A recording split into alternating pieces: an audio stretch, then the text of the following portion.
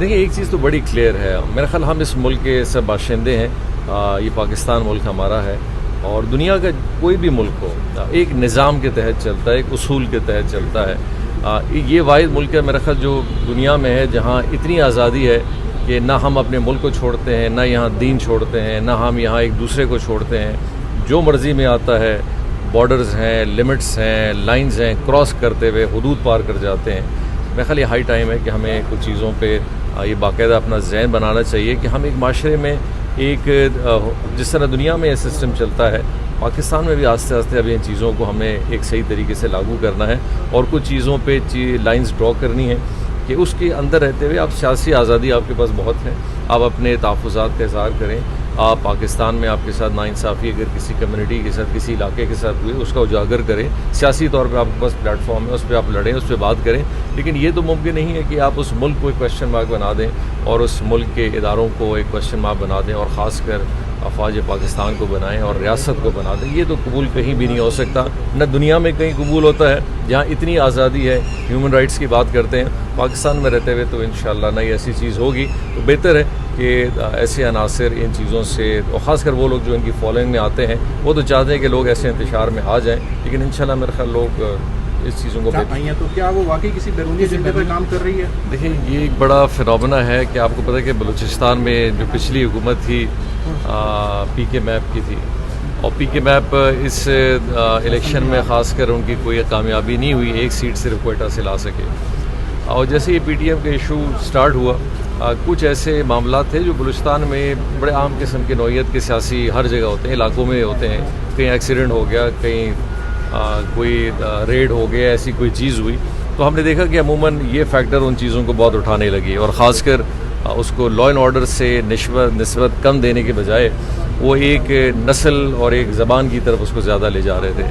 اور بہت ظاہر ہے پھر اس میں وہ ایلیمنٹ جو الیکشنز میں ہار چکے تھے، خاص کر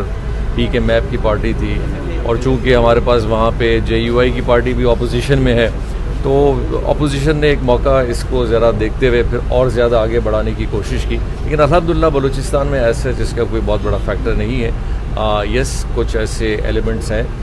جو باقاعدہ ایک پلان کے تحت اس کو آگے لے جا رہے ہیں، ان کا باقاعدہ سوشل میڈیا ہو یا اس کا باقاعدہ سوسائٹی میں لوگوں کو ایک اشتہار یہ اس حوالے سے دیا جا رہا ہے کہ شاید گورنمنٹ یا حکومت یا ریاست کی جو ایک پالیسی ہے ان کی طرف کچھ اور ہے، لیکن میرا خیال یہ چیزیں انشاءاللہ آہستہ آہستہ ینگ جنریشن ہے،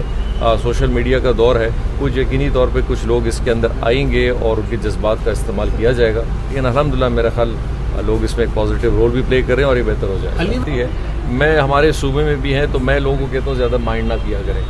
کیونکہ اپوزیشن کا ایک کام ہی یہی ہے، یعنی کہ اپوزیشن آپ یہ سمجھیں کہ اپوزیشن سے اسمبلیوں میں بیٹھ کے وہ میرے اور آپ کے گن گائے گی یا وہ کوئی ماحول ایسا کریٹ نہیں کرے گی، ہو ہی نہیں سکتا، ان کا ڈیو رائٹ ہے، وہ اپنے ڈیو رائٹ کے لیے اے پی سی بھی بلائیں گے، وہ اپنے ڈیو رائٹ کے لیے احتجاج بھی کریں گے، اسمبلی میں بھی شور کریں گے،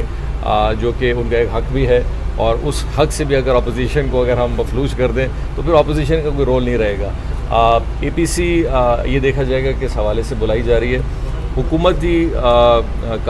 جو بھی کارکردگی ہے، ملکی حالات ہیں، ان کے اوپر آپ اے پی سی بلائیں، آپ ایک صلاح مشورہ کنسنسل ڈیولپ کریں۔ میسیج آپ کا ہمیشہ اے پی سی سے یہ جانا چاہیے کہ ملکی مفادات میں چیزیں ہوں، چیزوں کو بہتر کرنے کے لیے ہو،